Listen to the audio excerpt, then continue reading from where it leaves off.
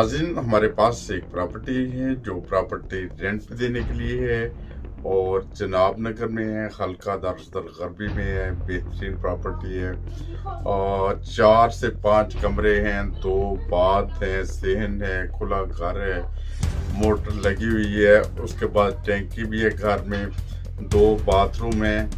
और अगर कोई दोस्त ज़रूरतमंद हों, सिर्फ वही लोग हमें कॉल कर सकते हैं, टेलीफोन करके हमसे रब्ता कर सकते हैं।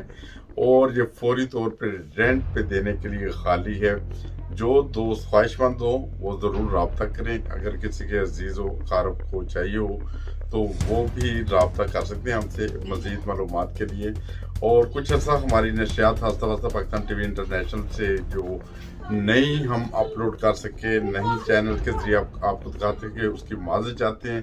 कुछ फ़नी खराबियाँ थी जिसकी वजह से हम अपना चैनल कुछ देर के लिए खामोशी थी चैनल पे। आप आइंदा इंशाल्लाह ताला आपके साथ रब्ता रहेगा और इसी तरह जुड़े रहें हमारे चैनल हस्ता वस्ता पाकिस्तान टीवी इंटरनेशनल के साथ।